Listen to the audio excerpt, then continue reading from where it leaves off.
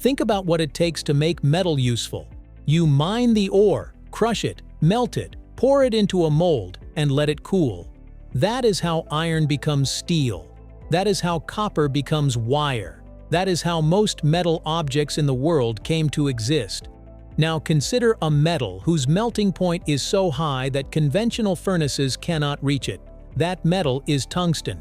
And the question of how to make it useful is one of the most interesting problems in industrial history. Tungsten is not made the way other metals are made. It cannot be. Its own strength makes the standard process impossible, so humans had to find another way entirely. The story of how tungsten is made is really the story of how engineers learned to work around a material that refused to cooperate. Let's get into it right here on Small Things.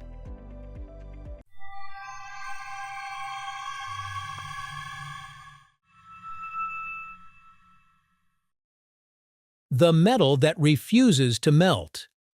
At its core, tungsten is not simply a very strong metal, it is the element with the highest melting point on Earth, 3,422 degrees Celsius, more than 3 times the melting point of iron.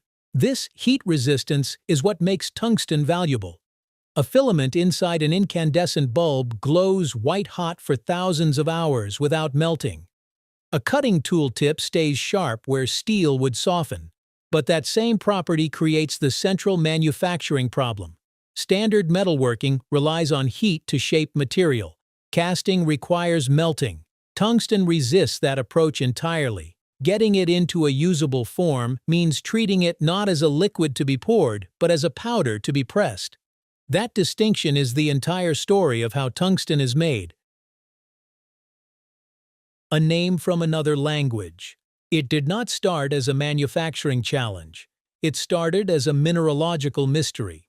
In the 18th century, Swedish and German chemists were examining a group of heavy, dark ore minerals that had been known in mining regions for centuries. Miners in Saxony called one of them Wolfram, a name of uncertain origin that some scholars connect to the German words for wolf and cream, apparently because the ore consumed tin during smelting the way a wolf might consume a sheep. Others were simply called heavy stone, from the Swedish Tungsten. Neither name suggested that anything particularly important was hidden inside. In 1781, the Swedish chemist Carl Wilhelm Scheele isolated an acid from one of these minerals that pointed to a new element. 2 years later, in 1783, the Spanish brothers Juan José and Fausto El Huyar were the first to isolate the element itself, reducing the acid to a metallic powder. They named it wolfram, the name that persists in its chemical symbol W, and in the ore wolframite. The English name tungsten from the Swedish heavystone came later.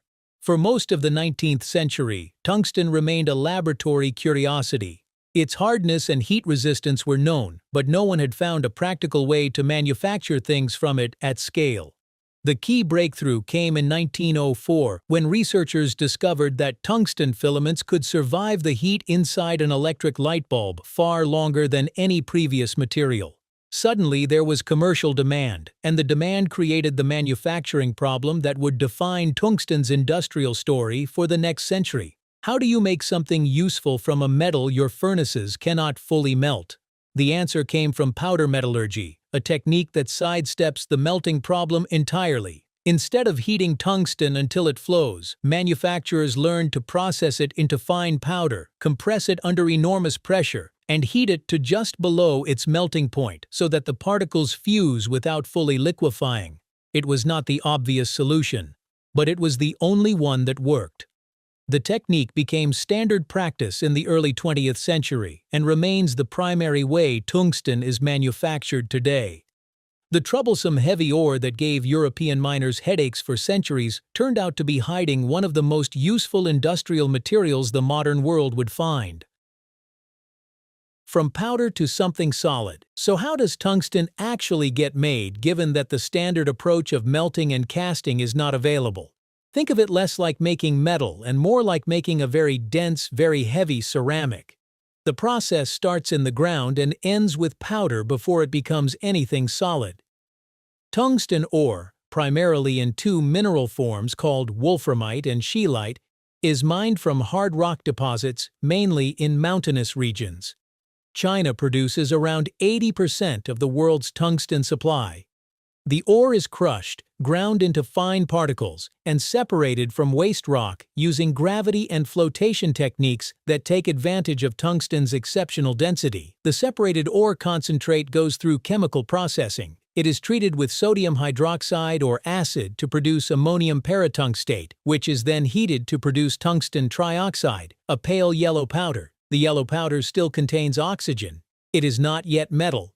To get metallic tungsten, the oxide is placed in a furnace with hydrogen gas. The hydrogen strips the oxygen away in a process called reduction, leaving behind fine gray tungsten powder.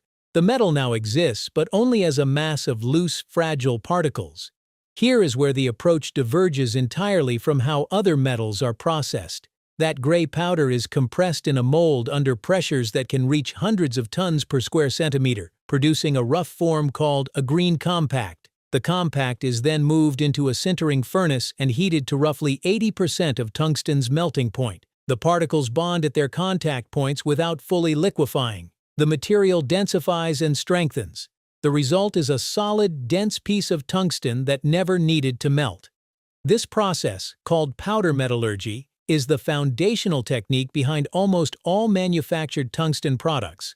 From there, the material is hot-worked through rolling, forging, and drawing processes that refine its structure and produce rods, sheets, wires, or custom shapes. Tungsten wire fine enough to fit inside a light bulb is drawn through progressively smaller dies until it is thinner than a human hair. Strength is not the whole story.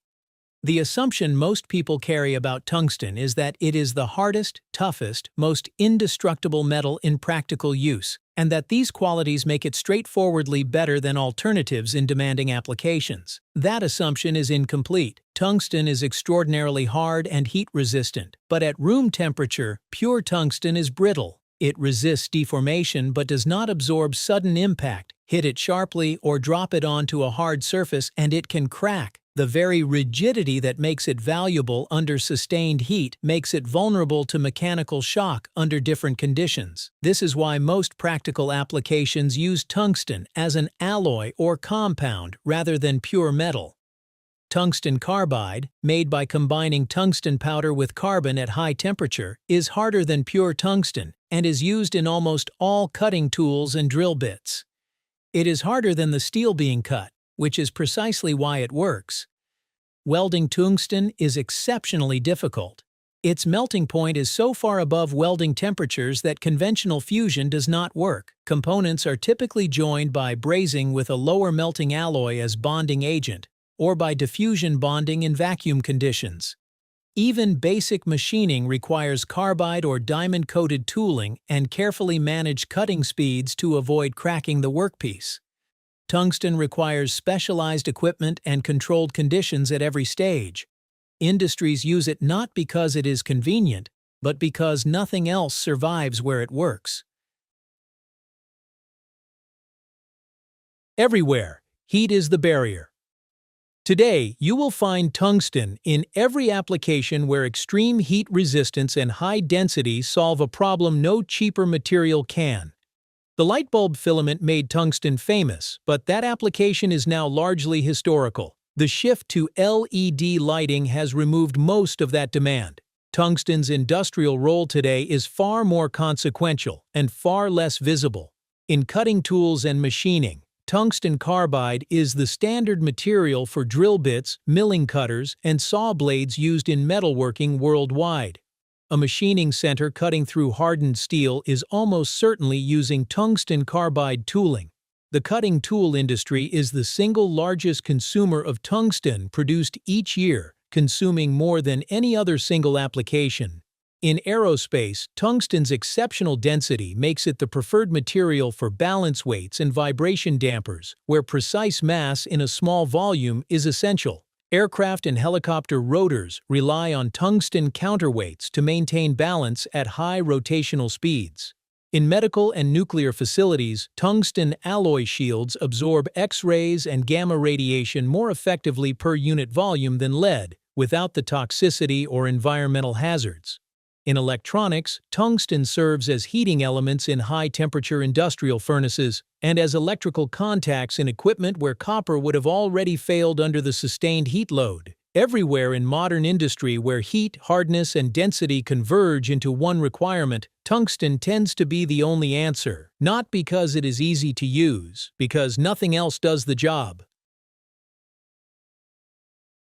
Working around the limit. So how is tungsten made from heavy gray ore into one of the most useful materials in modern engineering? Not by melting it. By finding a path that its own properties could not block. The ore is crushed, separated, chemically reduced to a powder, pressed under extreme pressure, and sintered into solidity without ever fully liquefying. Every stage is designed around one central fact. Tungsten refuses to behave the way ordinary metals behave. Tungsten is not valuable only because it is strong. It is valuable because humans learned how to work around its strength. Most metals are shaped by melting. Tungsten resists that. So engineers found a different path. Powder, pressure, and heat held just below the point of no return. That is not a compromise. That is the ingenuity. If this changed the way you think about the tools and machines around you, let us know in the comments what everyday material you want us to look at next. We might make it our next episode. Thanks for watching. History often hides in the smallest details.